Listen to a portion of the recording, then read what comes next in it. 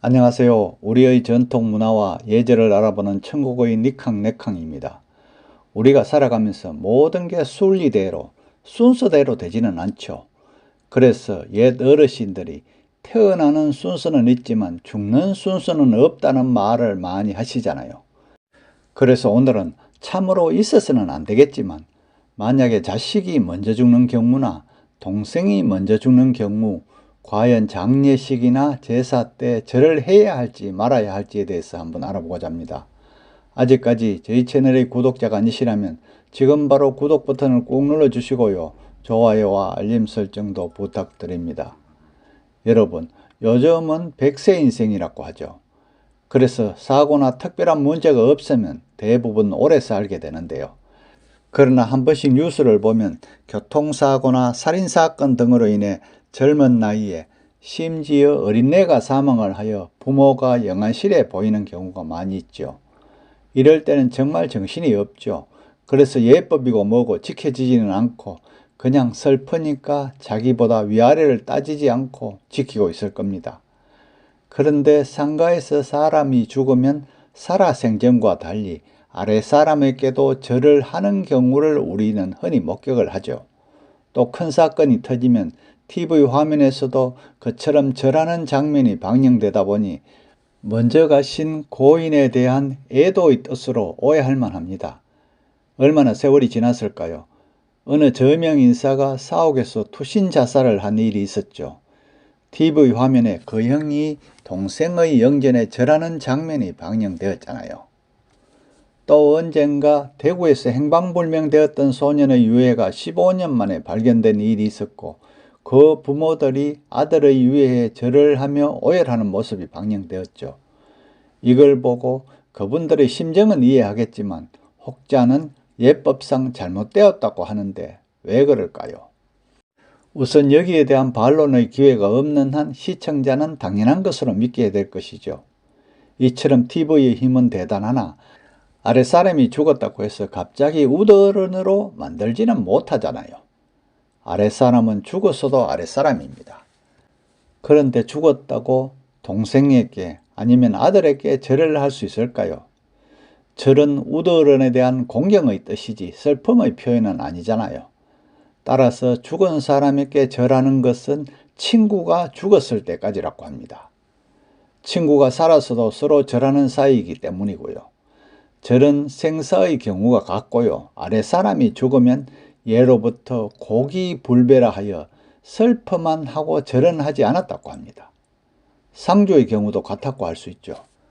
상가라고 해서 평소와 달리 무조건 절하는 것은 아니랍니다.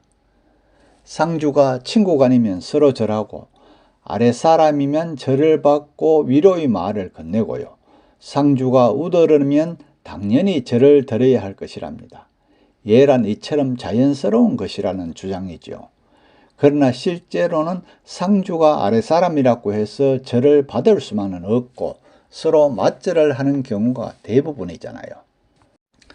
또 다른 혹자는 아들이나 조카 학렬이 사망하면 절을 하지 않지만 형제 학렬끼리는 지위나 학렬이 동격이므로 예의를 갖춰 자기보다 나이가 어린 동생에게도 절을 해야 한다는 것입니다.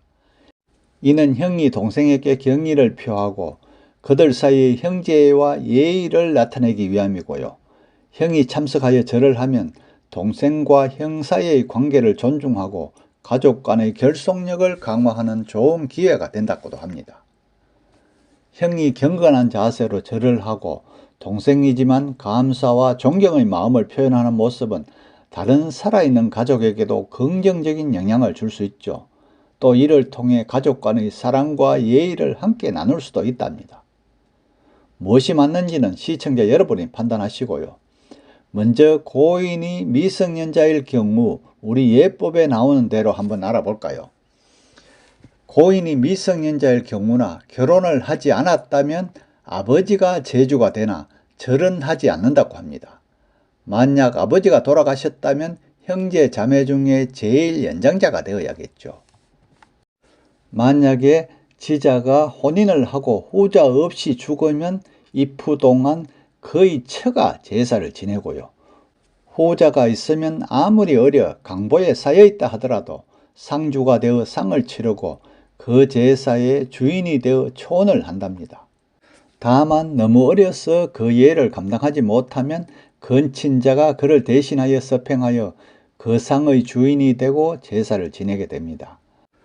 그러므로 지자가 각각 거주는 물론이고 한 집에 동거하다 상을 당하게 되면 그의 후손이 상주가 되고 그의 사실에서 제사를 지내게 되죠. 또 처이상의 상을 당하면 곡배를 하고 제나 자, 손자는 물론 수하인 친척에게는 곡을 하나 절을 하지 않는다는데 이는 앞에서 말한 대로 고기불배라고 한답니다. 8세 미만의 무복친이거나 3세 미만이면 곡도 하지 않고요. 즉 이하 타인 모두에게 역시 절을 하지 않는다고 되어 있답니다. 자신의 자녀가 죽거나 하는 등의 사유가 발생한 경우 손아래 친족의 제사는 지내지 않는 것을 원칙으로 하나 애통한 심정을 금할 길이 없어 제사를 지내는 경우에는 당대에서 끝을 맺어야 할 것이죠. 이 경우 부모를 포함한 손위 사람은 절대 절을 하지 않고 약식으로 간단하게 묵념식으로 제사를 지내든 아니면 절을 하든지 그건 지역과 가문의 예절에 따르면 됩니다. 그리고 요즘은 세월이 너무 좋아서 새로운 제사 풍습도 생기는데요. 바로 컴퓨터나 휴대폰을 활용한 화상제사랍니다. 멀리 있거나 심지어 외국에 있는 후손까지도 조상을 모실 수 있고 잠시나마 가족이 화상으로나마 만나는 시간이니 좋다고 할 수 있겠죠. 요즘은 꼭 한자리에 모여서 제사를 지내는 것만이 능사가 아니고 이렇게 화상으로라도 지내면서 조상을 섬기는 마음이 더 중요하다고 할 수 있답니다. 오늘은 참으로 있어서는 안 되겠지만 자식이 먼저 죽는 경우나 동생이 먼저 죽는 경우 과연 제사 때 절을 해야 할지 말아야 할지에 대해서 알아보았는데요. 물론 집안의 전통에 따르겠지만 그래도 우리의 예법은 알아두면 많은 도움이 되겠죠. 끝까지 시청해 주셔서 감사하고요. 구독도 꼭 부탁합니다.